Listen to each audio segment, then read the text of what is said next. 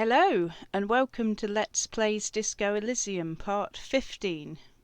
So we are in the doomed commercial district and we just discovered an unpublished roleplay game. Seems like our most significant discovery so far.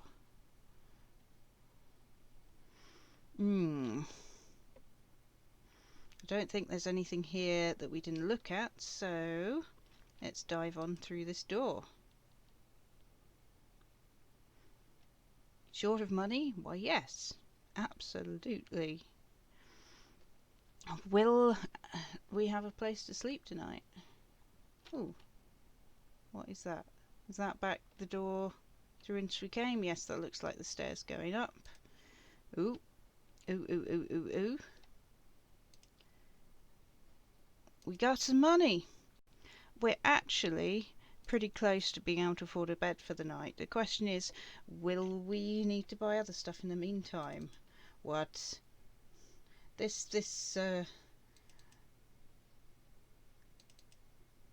is imposing.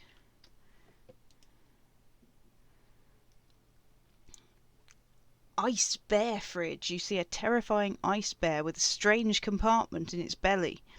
The door is covered in frost and the bear's eyes are glowing red. The bear looks oddly realistic. Is it taxidermy? What is this thing? It looks like a giant ice bear. The lieutenant doesn't answer. His eyes are glued to the animal. A sharp slice of light shines out from its mysterious belly door. Okay, let's crack open the door. A gust of freezing cold air rushes to greet you. You hear a low grumble as the bear regulates itself. Okay, this is the inside of a refrigerator. The lieutenant takes a peek inside. His hand has found the holster of his gun. Relax, Kim. It's a fridge. Of course, just a giant ice bear shaped fridge. He relaxes his hand, his face bathed in the harsh light of the open fridge door. Let's take a look inside. Yes, let's. The shelves are empty. All you see are crumpled ice cream wrappers with the brand named Revocol Ice City. A handwritten note has been attached to the door. The fridge is huge. Let's take the note from the door. You pocket the note and the little fridge magnets, keeping it on the door. Let's examine the ice cream wrappers in there. A friendly cartoon bear smiles back at you from a glossy cellophane wrapper. It looks nothing like the fridge. What is a giant bear-shaped fridge doing in an abandoned cellar in the first place? Good question. It looks like an ice cream fridge. The lieutenant reaches for one of the wrappers. He studies it in the light. So they tried to sell ice cream from this hyper-carnivore? I know, says the lieutenant. What an unfortunate marketing choice. What is even worse, the bear is still costing them money to this day. The lieutenant points at the red, snaky cable running from the fridge. The fridge buzzes with energy. The electrical bill on this thing must be catastrophic. Kim, this fridge is perfect for the corpse. We don't have to ask around anymore. He studies the fridge. It's certainly an eccentric choice, but it is big enough and cold enough too. But the optics on this are awful, he thinks. We need to be as silent as we can. Your visual confirms you could fit 2 more bodies in the ice bear fridge. Good grief. Shall we go and get the body then? I'll take the head, you take the feet. The stairs won't be easy, but we'll manage. Okay, let's do this. Clap your hands.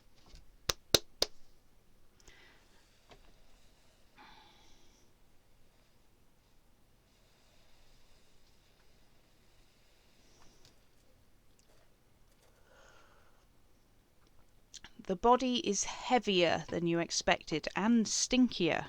It takes half an hour to get it down to the basement, then 10 more minutes to stuff it into the fridge.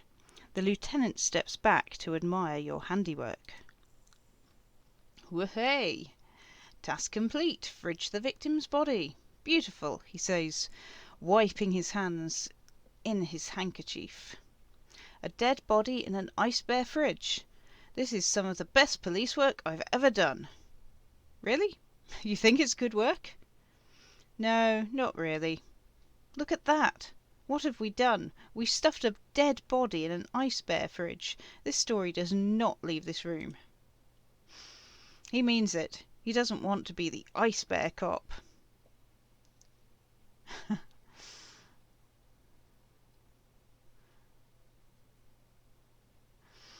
This isn't police work, Kim. It's art. We're artists and this is our vision. If I were an artist, this would certainly not be my vision. I would be much more conservative in my work. He's right. His work would be much more formal. At least we've stopped the body from decomposing further. Now you can conduct another inspection under controlled circumstances. Controlled circumstances indeed.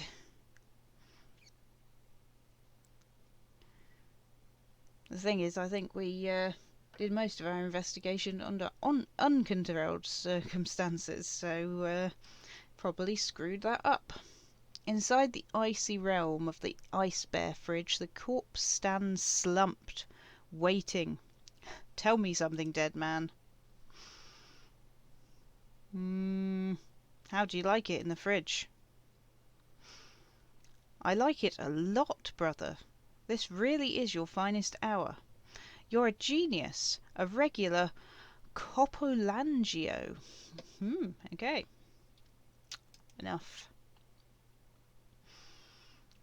Well, let's see if we can fiddle with that perception stat. Close the door. Oh, what do we... Ooh, we've completed a thought. Jamais vu, derealization. Jamais vu, the opposite of déjà vu. Not already seen, but never seen. Everything that should be familiar appears strange and new. Like some half-forgotten day in your childhood, only now. That's the feeling you've been having, and for who knows how long. You should go and ask Joyce Messier about it. What world are we in? This is a fundamental question. Okay. So, it does have a negative effect on us. -1 to encyclopedia, because nothing is familiar. But we get +1 XP for every thought orb clicked, I think. Something like that. And all intellect learning caps are raised, which could be useful. So I think we have other thoughts that we could be processing.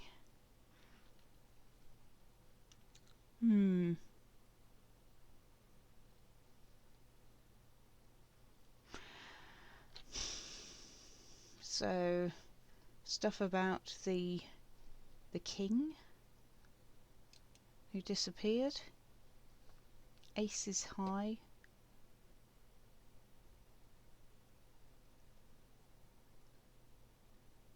Ah.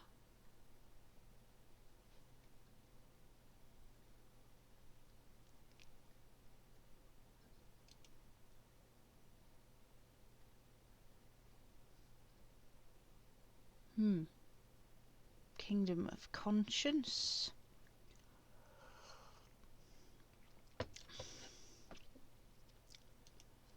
And an actual art degree. Because I'm doing such a lot of arty stuff, I feel that this must be something that we do. Right, let's have a little more an investigate of this area. This looks interesting. But The wall collapsed. It's inaccessible now. This must be where the ghost lives. Might leave that until I've had a poke around elsewhere. An ice cream maker, defrosted and unplugged. Ooh, the flashlight casts a strange shadow. There is a hidden doorway here. We did well to find that, didn't we? Ooh. 2 rusty rifles are hidden above the piping. They look inoperable. A hole in the wall. A few bricks have fallen off, revealing a compartment behind the wall. It's too dark to see in. Well, that's why I have a friggin' torch, isn't it? Okay. Where are we? Look around the secret room. Kim says, seems like an old bunker from the Revolutionary period. Look at all those rifles. He points up at the rifles under the ceiling. Must be an old weapons cache. Look, there's a hole in the wall. Shine the friggin' light into the hidden compartment. There is, yes. And there also appears to be something inside the hole. Interesting. Do you want to take a look? Okay, I do. Your hand reaches deep into the darkness and spiders' webs rummaging around. You find rusty rifles hidden away. Okay. Inspect the rifles. Most of them are rusty and inoperable, like the rest, but one catches your eye. A bolt-action model with a fine wood stock, in better cosmetic order than the others. Take it! You're a police officer. Police officers carry guns. This one looks nice. Take the rifle. An old bell Margrave from the Revolution. The lieutenant notes with approval. His eyes are gleaming. Seems to no longer be functional, but still a beautiful thing in its own way. What does this mean? A rifle here? It means there are firearms, albeit inoperable, still lying around in Martinez. An interesting coincidence, I would say. Need more tea. Might come in useful in the future. I mean, having a gun, even if it's inoperable, I bet, we could pawn it as an antique, or potentially, use it. Obviously not use it, but he likes this find. He'd probably be upset if I were to pawn it. Someone has stuck some busted guns beneath the ceiling. Good grief. So this place is just full of guns, but quite old guns. Let's have a look-see over here. A frozen ice cream maker that's still running. Ooh. A shelf with money on it. And some health.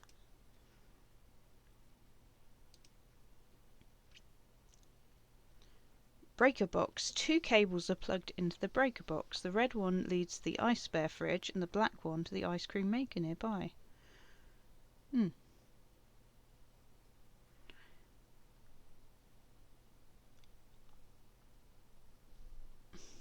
Let's unplug the black cable. We need the red cable at the moment. Something close to you dies with a soft electric purr. Why did you do that?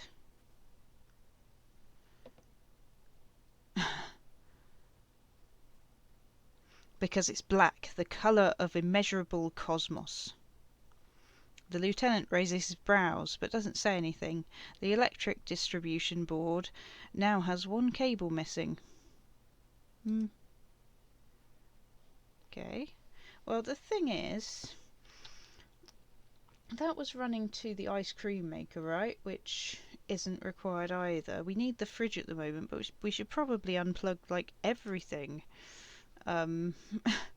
If it's just wasting electricity. Intercom wires running into the breaker box. Interesting. What is this? A cellar window. People's feet shuffling by on the street. There's another entrance just there. Where to? Where to? Where to? Let's check out this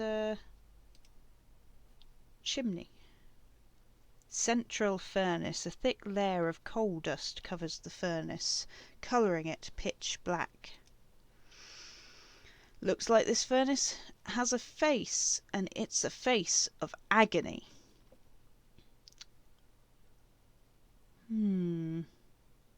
Look inside the furnace. It's dark and grimy here. In the darkness, you can hear chatter. It's coming from above, a voice or several voices talking to each other near the smoke chamber upstairs. What are you doing? The lieutenant asks when he sees you climb halfway inside the furnace.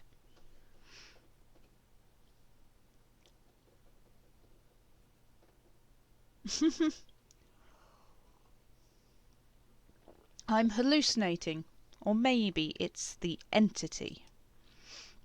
Wait, really? The lieutenant sounds concerned. Take your head out of the chimney, please. It's not safe.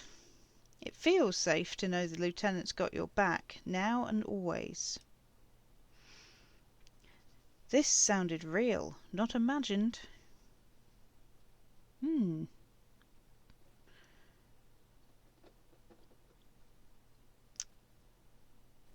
Those voices I hear, maybe it's the malignant entity? Playson said it lives in the chimney. You're right, the rooms do look like they're connected, but malignant entities don't exist, at least not the supernatural kind. Always has to be the skeptic, this man. Kim, what is this? Is it a furnace? Looks like it. Looks like an old central furnace used to heat the building. It's connected to the chimney. He opens the door and gingerly peeks inside. No one has used it in ages. No signs of any recent fire. Only dead rats. Should we kick it? Let's kick it.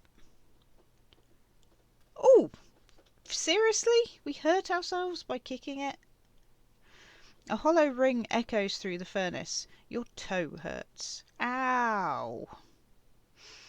Okay, let's try. Okay, so apparently we're going to yell louder now because we kicked it. Yell hello into the furnace. Ooh. Something breaks loose in you. A mighty bellow echoes throughout the chimney's depths. The chatter of tiny voices above suddenly ceases, and then you hear a woman's voice answer. You've awakened the entity. Hello? Are you there? Speak to me. There's...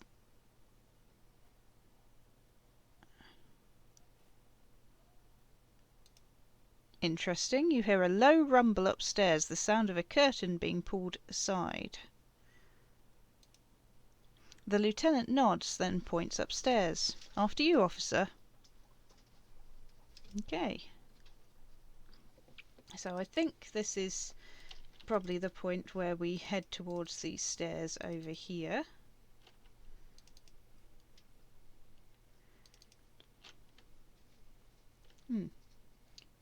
Ooh. There's something I did not spot before. Something with money in it. Oh no, something with a drama tank top. Oh, that's amusing. So what are we wearing at the moment? +1 physical instrument.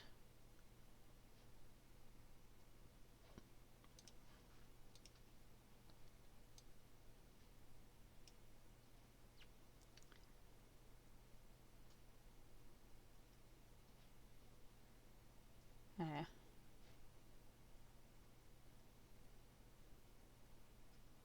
That's probably a good one to wear. What about this one?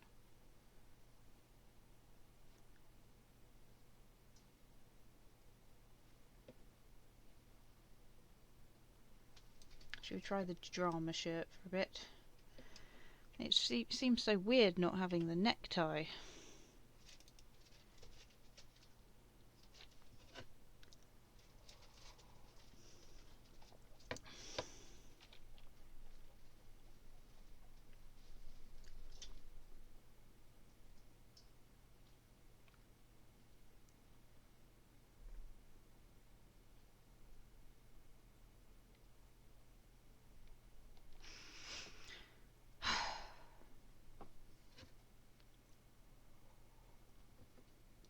Interesting, interesting. We've come out this way.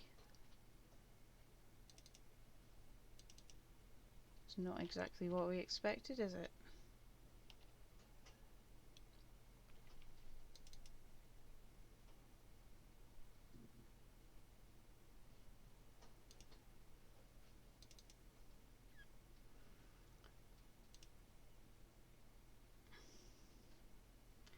An old call box with a matrix of push buttons lists all the companies in the Delta Conference Center.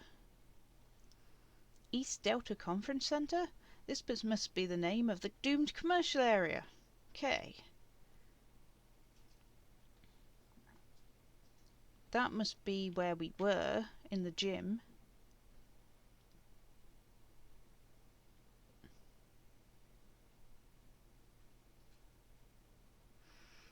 Emma's Fashion Atelier. Let's try that one. Okay. You wait for a minute or two, but all you get from the call box is silence. No one answers the call, apparently.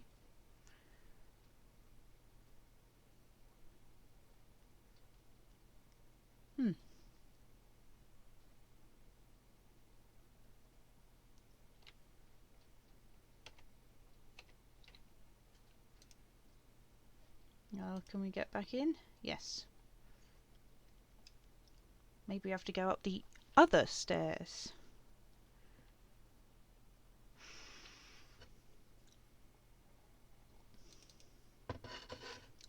Or down some?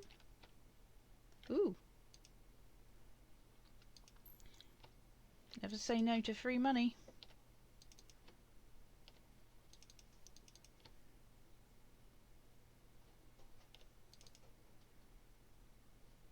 She says, come upstairs.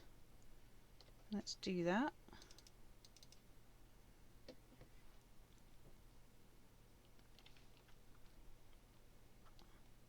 And what we find, we find. Okay.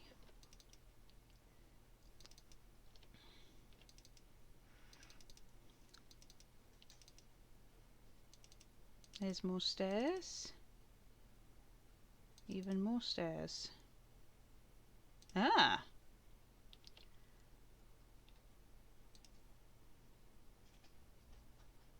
This tray is full of dice. Colourful polyhedral dice. Hundreds of them.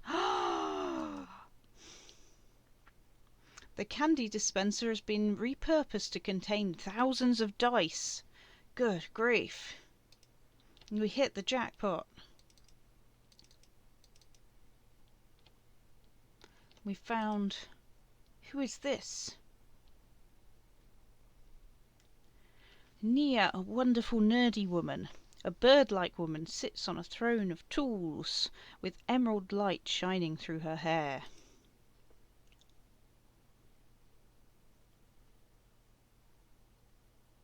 She taps on her headphones. Could this be the malicious entity? Perhaps it's wise to go along with this masquerade for now. She's got a direct view of the backyard. You should interrogate her about the lynching. Ooh.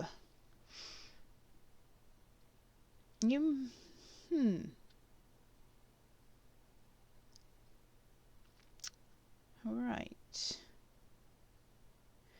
You must have me confused for someone else. I haven't knocked on your window.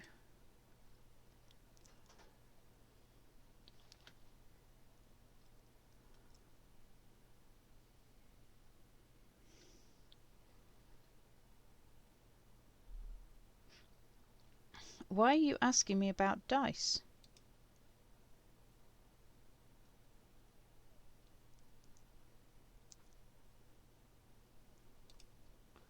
Role-playing games?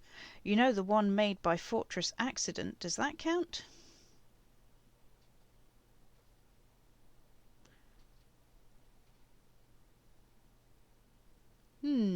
Sure, I like role-play games and I need some dice. Oh,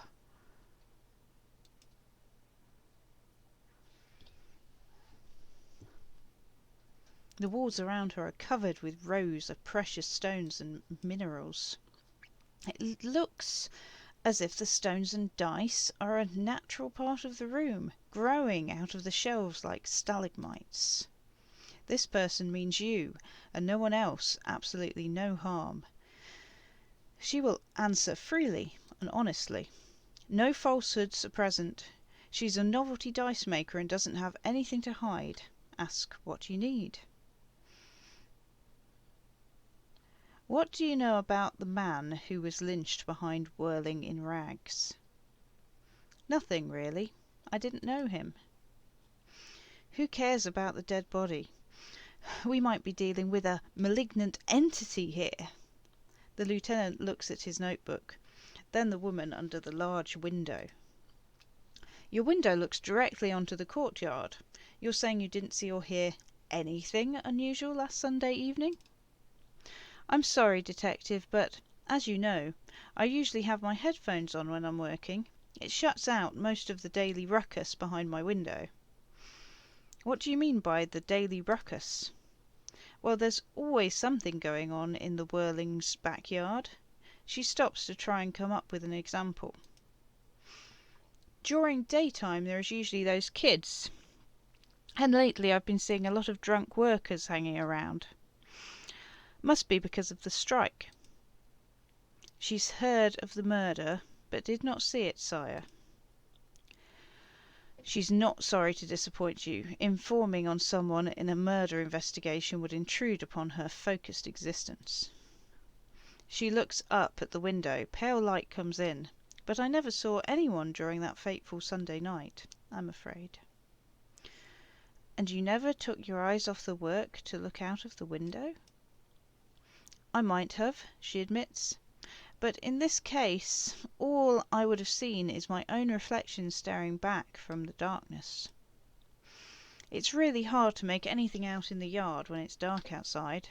Besides, I rarely get up to look out the window when I'm in the zone. Do you often work Sunday nights?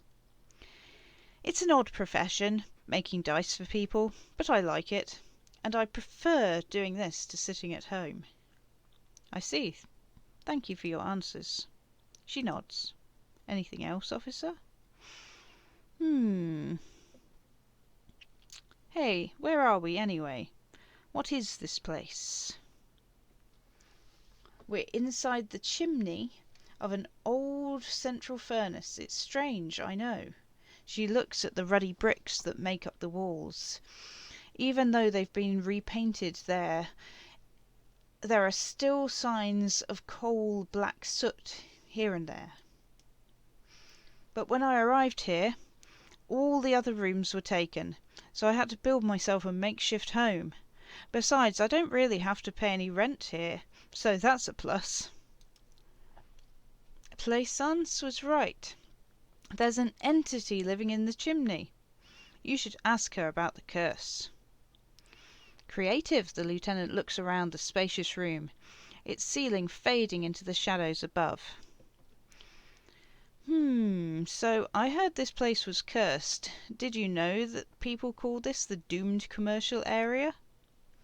I've heard the stories, she nods, as the wind howls in from the furnace shaft above. But I don't think those stories are true.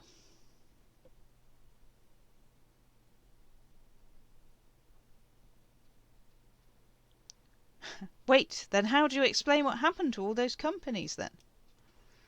It's just capitalism, she shrugs. We only hear about the tales of success, so it's often surprising to realise how many ventures actually fail. Plaisance was the one who sent me. She's convinced that the place is swarming with malicious entities. Or energies, even. Plaisance, the bookshop lady. She raises her brows. I've heard that her business is doing rather well. Have the energies spared her somehow?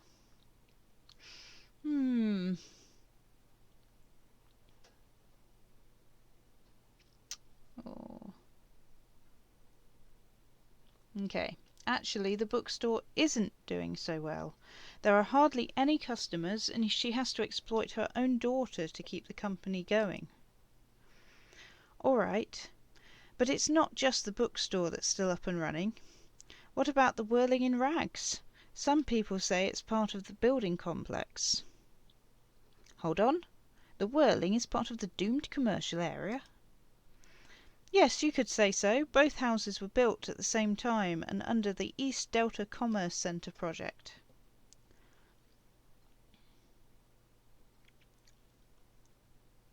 No, the whirling isn't doing well either. Its waitress just took off and customers have trouble paying the bills. And then there's me, she sighs, looking at her messy work table. All kinds of tools lie there scattered, from knives to carving files to wire cutters. I've been here 14 years selling novelty dice to roleplay enthusiasts. Not exactly a million-real business idea, yet somehow I've survived, despite the talk of malicious energies. Strange, isn't it? Maybe it's just because she's so talented that she's been able to woo the curse.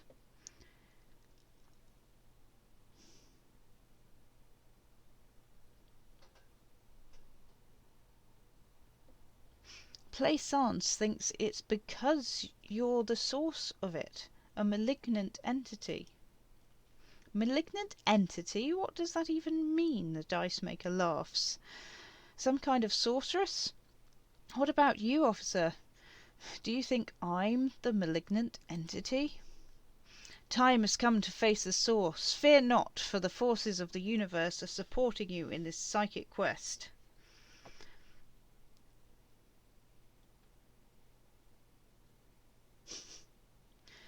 I think it still might be you that's causing this. Narrow your eyes very mysteriously. So I'm the grand dragon in the cave. She seems mildly entertained by this suggestion. Might I ask what supports this claim?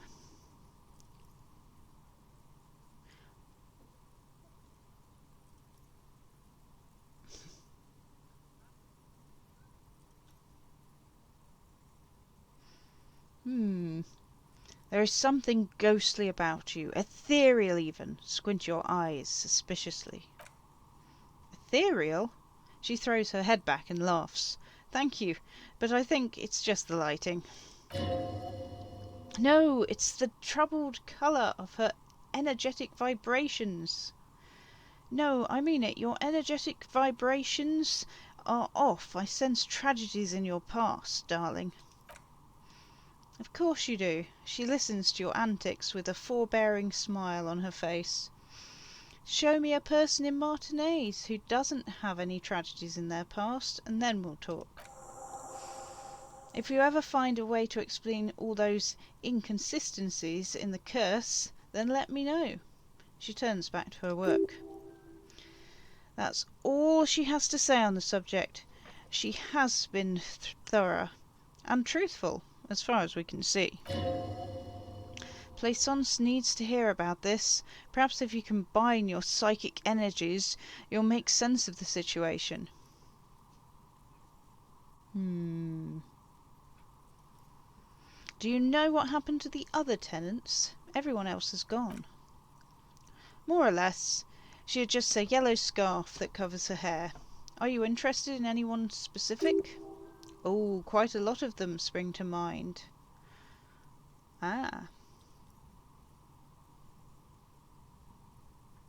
They do indeed. Let's ask about the rotor blades and the skis. They were made by a company called Slipstream. After they pivoted from making rotor blades to skis, their chief executive took off on a vacation with all their money. She rests her chin on her hands with an impish smile. Honestly, I think it's quite funny. I think he's still sending out holiday transmissions from Tulula or Tumurutiri. Oh gosh, I butchered that one. Or Cashed Core, or wherever he is. That's illegal, running off with company's money like that. Why hasn't he been arrested? Sure, it's illegal, but it's not exactly anything extraordinary in business. Besides, Slipstream is history now. All their remaining assets got seized by the bailiffs in 47. I have no idea why those skis and blades are still lying around.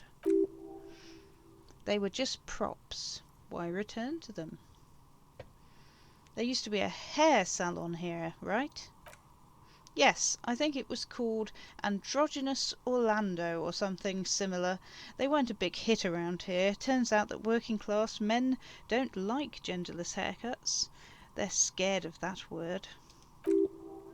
A bit of experimenting every now and then isn't bad. Yeah. Why? What's wrong with experimenting? The customers should have been more open-minded.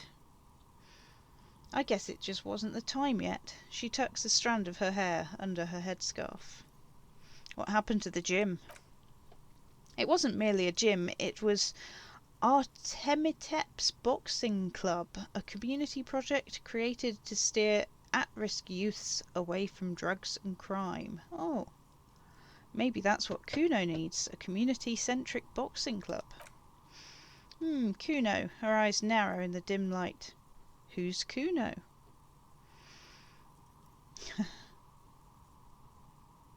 Indeed, who is Kuno? Your guess is as good as mine. Oh yes, you mean the kid with the sailor's mouth. Yes, I've heard him yelling profanities in the backyard. She looks out the window. It's oddly quiet there at the moment. I think it will take more than a gym to help that kid.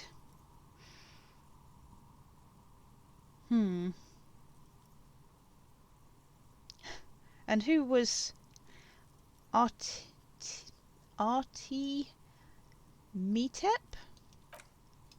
A kind man from Zamisk. I heard he had some trouble with the law when he was younger, and that's why he wanted to start the gym, as his way of giving back. Okay, judging by the kids I've met so far, it didn't really work, did it? It didn't. If anything, it made the youth situation in Martinez even worse. At some point someone started a rumour that the punching bag downstairs was full of amphetamines. It's not really full of that. No one would store their drugs like that. Eventually the coalition took away the funding and the club went bankrupt. This was a few years ago. It's gotten much more peaceful around the plaza since then. Okay. I found the building's intercom, but it's not working. Oh right, she rubs her forehead. Her scarf has left a faint line on her dusky skin. I hope you didn't try to ring me. I think none of the doorbells work, including mine. I'm still in the middle of connecting the wires. Sorry about the confusion. Oh, so you're telling me that you have a doorbell there? Which one? The one with an empty card name. It's the last one on the list. As I said, it's quite useless right now. It doesn't work yet. I have a few more questions. Sure, I'm listening. Right, did someone here make stuffed animals? I saw mounts lying around. You mean Mr. Fabron, the taxidermist? No, he mostly just did drugs. I found a lot of creepy mannequins. Those used to be a fashion altair here, but I've forgotten the head designer's name. They were doing well for a couple of years until the insect rights activists came. Insect rights? What in the name of... They produced a certain collection that used chitin amongst other materials. Apparently chitin is made in the Occident, where it's extracted from beetle wings. And you know how all kinds of political movements are big in the Occident. The activists shut down the biggest shiting suppliers, which of course caused the price to skyrocket. And naturally, all the most fashionable tastemakers refused to be seen in chitin from then on. The how do I say that? I swear I managed to say that sometime. The Altair went bankrupt before they could finish the collection. Sorry for the number of words I butchered.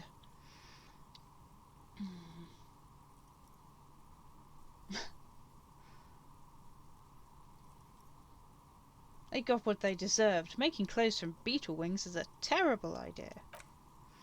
At least it had some spark to it. Most young designers just combine lace with leather and call it original. She shifts in her simple workwear shirt. As she shifts around, you notice several dead flies on the windowsill in front of her, legs up. They're not moving. Anything else? I found a strange machine. Fortress Accident, the radio game studio. She closes her eyes at some remnant of memory and lights up her face. She liked them, well, of course she did. They were an interesting bunch. We talked about role-playing systems every now and then. Once I even saw two of them get into fisticuffs over Wirral. They certainly took their work very seriously, even if they seemed to be chronically liberal with their schedules. What do you mean, liberal? What happened? The usual. They ran out of money and couldn't get the project done on time. What went wrong? Well, I did hear them talking at times. She looks at the hallway, as if she can still hear them chit-chat behind her curtains on a cigarette break. They seemed to believe they were historical individuals on some grand quest. She sounds almost mocking when she says that. From what I've seen so far, the project did look quite impressive. Yes, but when the money started to run out, they just began to complain a lot about capitalism. You know, how the markets are rigged to keep out new businesses and so on. In the end, they just didn't get it done. They didn't have enough willpower to produce something truly historic and to show up to work on time. She's right, showing up to work on time is important.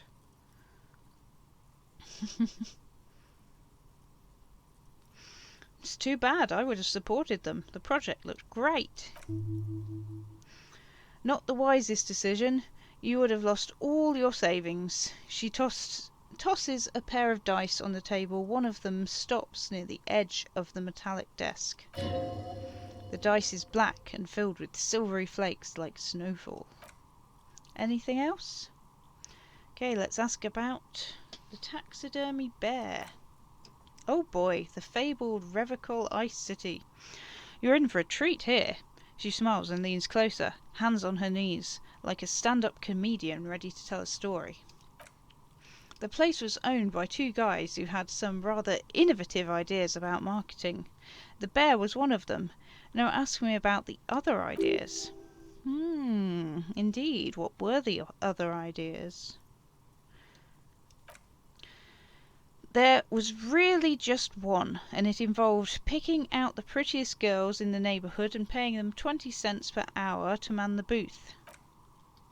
And by man the booth, I mean slump behind the counter with a face that could maim you if you even dared to disturb their bored magazine browsing. She leans back, disapproving.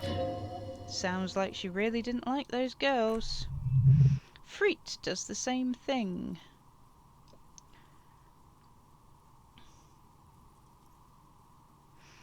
Okay, I know a girl like that. She works in the Freet as a cashier, and she's not particularly friendly. Employing sulky teenage girls is a widespread practice, yes. Unfortunately, they always come in packs. I'm talking about acne-ridden girlfriends and gorilla-like boyfriends loitering near the shop. At least that's what happened with Revachol Ice City. And they already had the bear. She closes her eyes as if remembering something painful. What about the bear? The bear, she repeats, pressing thumbs into her temples like trying to suppress a headache. It didn't work out? Of course not. The bear was terrifying. No one wants ice cream guarded by a hostile apex predator. To make matters worse, the fridge didn't work too well either, and half the ice cream came out malformed and partially melted. Oh dear. Eventually, Revicol Ice City lost a price war to its rival, Glacé 5000. Glacé 5000 sold caramel sundaes for only 5 cents apiece, out of regular fridges.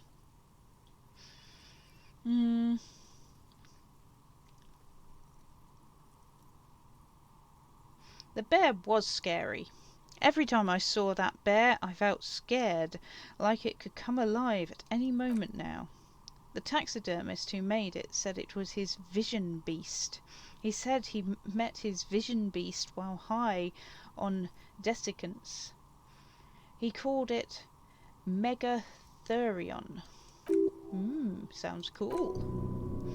Why is everyone doing drugs in this place? Even the taxidermist. Megathermion something? She nods. A mega wild beast. Okay, what's a mega wild beast? An imaginary beast that guides you through life. By telling you to do more drugs, mostly.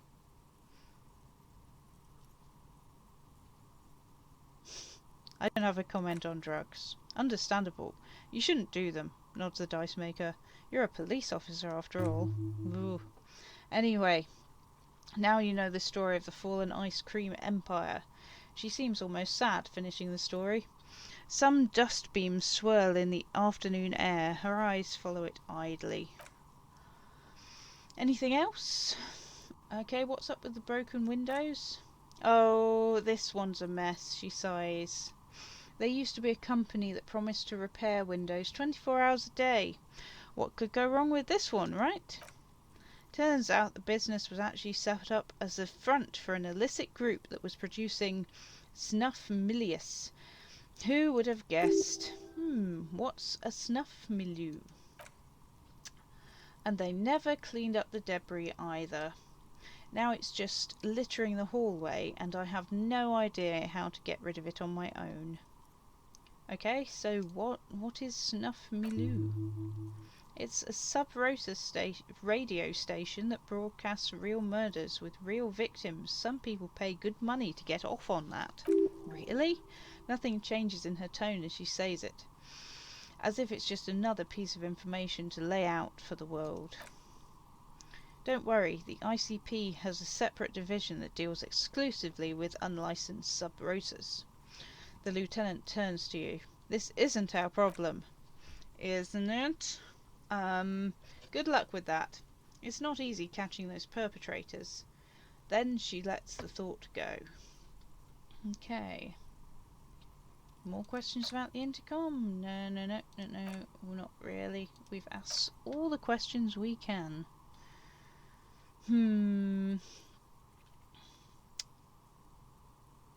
How did you become a dice maker? How did I become one? It was a business decision. I was a regular jeweller at first, but that's an unfocused field, with too much competition. Some of my friends were role players. They asked me to make some polyhedral dice out of cobalt. That was my first order. I grew it from there. Do you like role-playing games yourself? Not especially. What?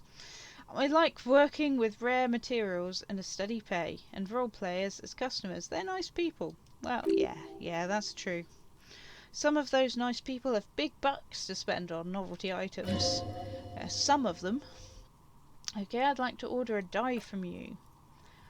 Of course, she nods. This is what she's here for. Tell me what you have in mind. You have any cursed dice? What do you mean by cursed? As cursed as this commercial area. All right. How about I surprise you? Come back in 8 hours with 7 real and I'll give you your cursed dice. Actually, I need to think about it first.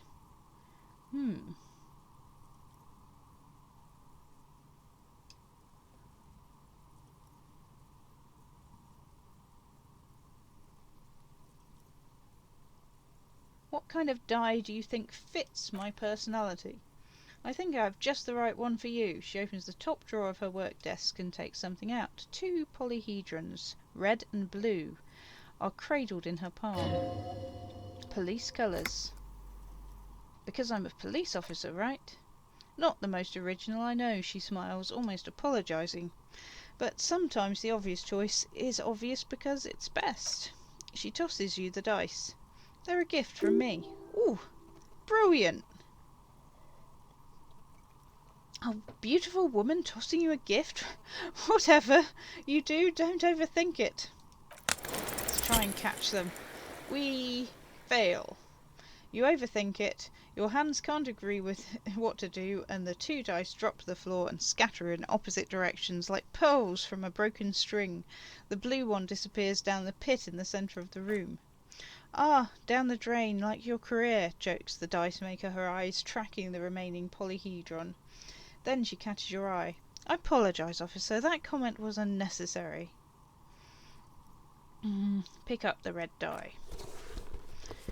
That one is made of bloodstone with a lapis lazuli inlay. The other one was the inverse. They were a set, you see, but now the set is broken. It's a shame. They might have brought you luck, and you'll definitely need luck in Martinez. She closes her desk drawer. Is she pitying you? Good God, she's pitying you. Now, was there anything else? Okay, so we have very low chance of passing this check, but it's a white check, so if we get our shivers up, we can have another go. Well, you feel nothing. If anything, she's uncomfortably warm. It's uncomfortably warm in here. Okay. Start taking off your clothes. You need to connect. Excuse me, what are you doing? The dice maker stares at you while you start to fuss with your pants. Officer, the lieutenant exclaims sharply. Is it just me or is it hot in here? No, I don't feel hot. We're in a derelict smokestack. If anything, it's cold in here. It's part of this special technique I have. She squints at you, a little astonished at what she's hearing. And what technique is that? You still haven't gotten your zipper open. Okay, hear me out. Sometimes I get these feelings. Miss, I apologise for my colleague's behaviour. He's still recovering from an unusual medical episode. Officer, this isn't how mature adults deal with their feelings. Now you feel something, the cold damp of shame washing over you.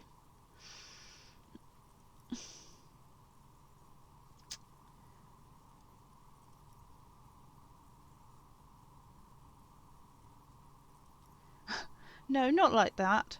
It's like I can feel the wind, or, I don't know, the air pressure, and then the air tells me things. The air pressure told you to take your pants off in my studio? This is not going very well, is it, word-wise? No, I'm not explaining this very well. Can you please employ this special technique somewhere else? I work here, and my work requires concentration. Half-naked people don't help with that. She turns away so that you can zip up your pants again. Okay. I think it's time to leave now.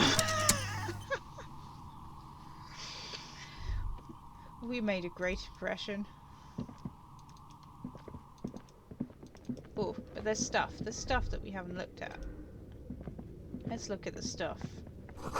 Shoes in a puddle of melting snow. Ooh. We only have the one pair of shoes. Ooh, what is this? Postcard. I think we may want to have a little peer around our inventory.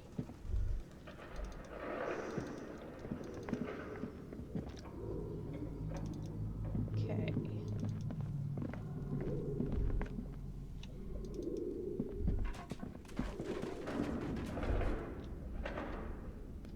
And go back to the bookkeeper, perhaps?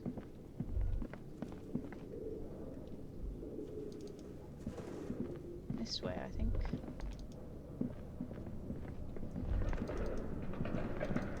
Through the gym. And through the door. more tea.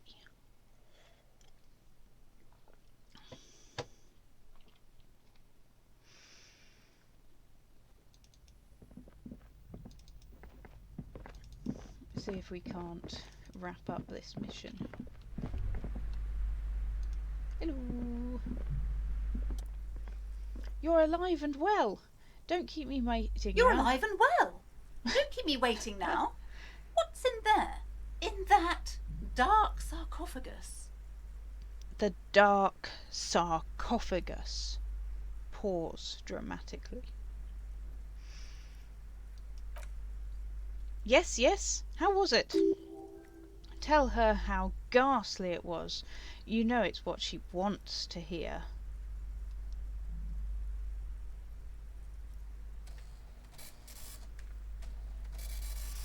It was a carnal house of failed business enterprises, leeching life energy from this bookstore. I knew it! A tremor runs through her. Oh, such horrors that have been thrust upon us. She shakes her head. But what else did you find? Did anything survive? No, of course not. Have you located the entity?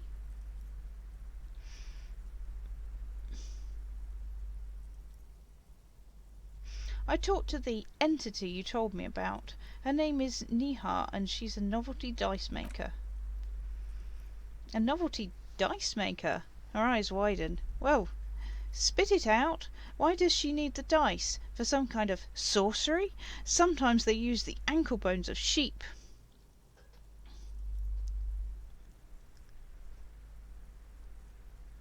No, ma'am, I felt her aura. She is not the one to blame for this curse. She looks perplexed. I don't understand. If it's not her, then where is the source of the doom? How did she explain the curse? The narrative she's built herself, it does need tearing down. Just don't say you don't have any answers yet. The uncertainty is killing her. To hell with it. Perchance you ought to just lie, sire? You've come this far. You know how to end it. There is an entity behind the entity.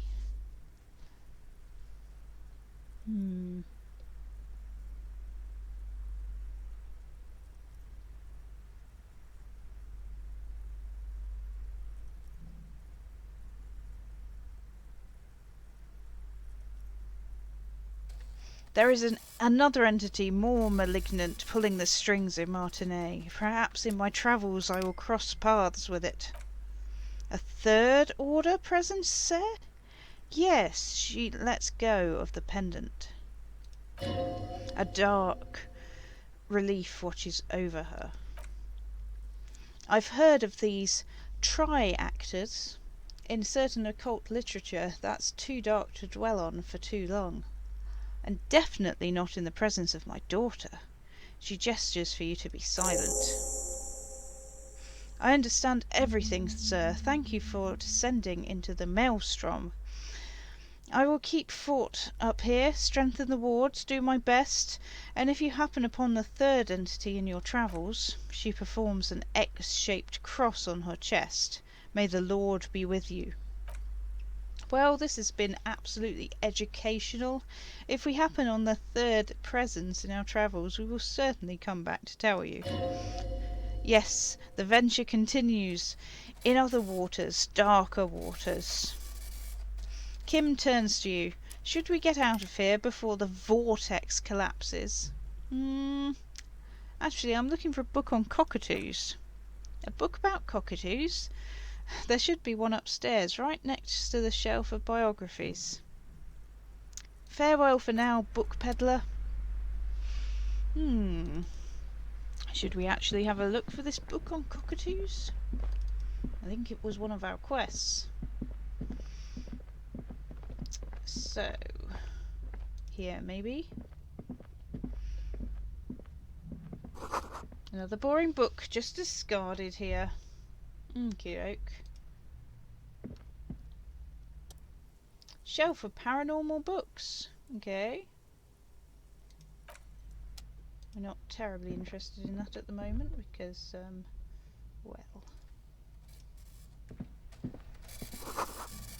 A quaint picture book brochure, very colourful. It's a tome of fascist magic, rather candid. Everyone knows the most interesting thing about fascists was their magic. Is this the biographies? No, crime novels.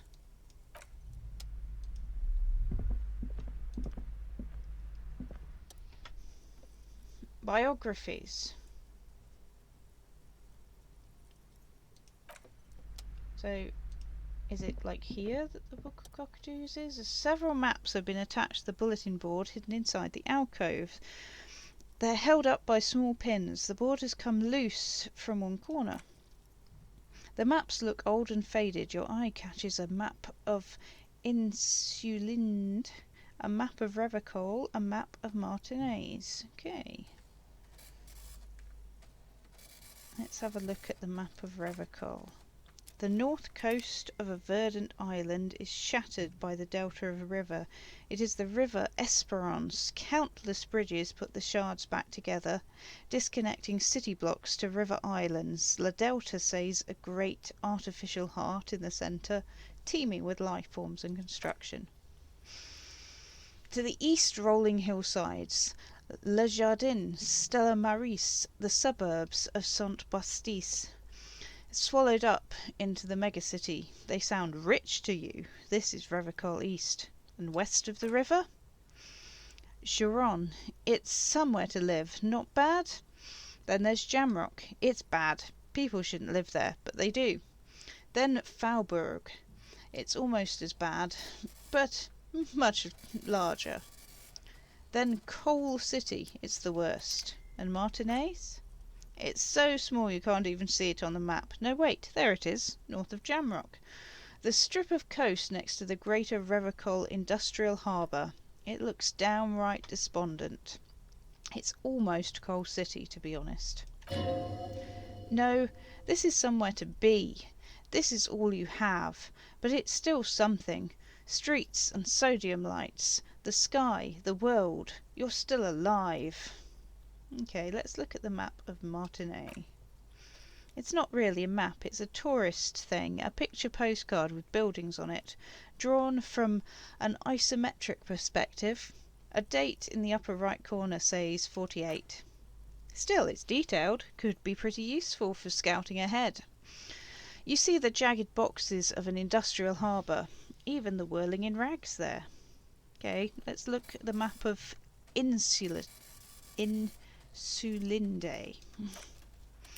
This large map displays archipelagos. You see a constellation of small dots on the light blue emptiness of the Insulindic Ocean. The largest in the northeast is Le Caillou. You are here.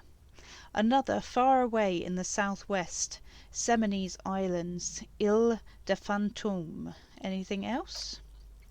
Ozone, Laurentide, Face à la Mer, Archipelagos, North Arcade Islands, all just specks of dust on a vastness of the Insulindic. On the edges of the map, the colour fades into a blur of dotted lines, black and white, disintegrating into mathematics. In the north-east, a dust mite stands on the north coast of Caillou. In a bookstore, it's you. Squint first. Can you see cities on the islands? You can. On Caillou, Revicol, a single black star. On Ozone, Fond de l'Air and Vermandoux. On Archipelagos, Croyant, Moraine, Villers. On Seminin, Old Uve. And on Laurentide, Diora of the Seven Seas. Gosh, I did well getting through those names. Lost little pearls of light, tiny fires in the dark. 850 million people live on those little dots. An oceanic world of culture and commerce torn apart by history. Look at the edges. The ocean breaks apart into a tangle of cosines and azimuths, all pointing into pale nothingness. Mundi is the north azimuth. Grad is the north-east azimuth. Samara is the east azimuth. Seoul is the west azimuth. Isolas, they're called. Connections to other worlds, worlds past the Enceladin, unknown to you. You only know you've never been there. You have little idea what they are. Distant stars? Gods? But looking at them makes you feel almost non-existent.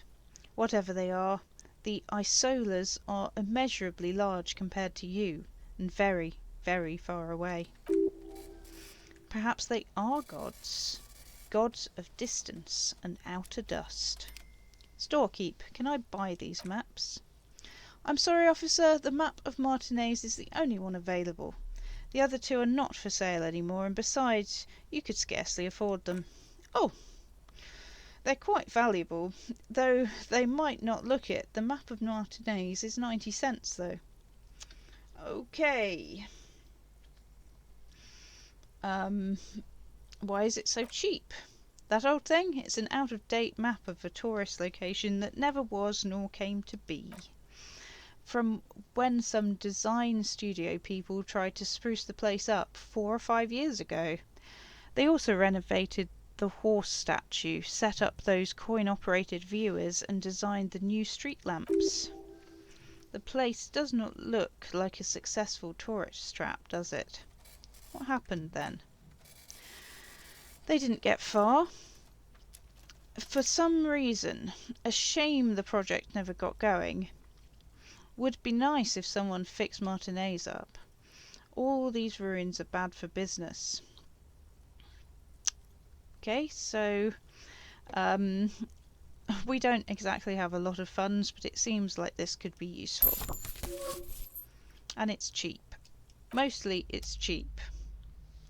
So I think that's all for now. Thank you for watching, and see you next time. Don't forget to like, subscribe, etc. Take care.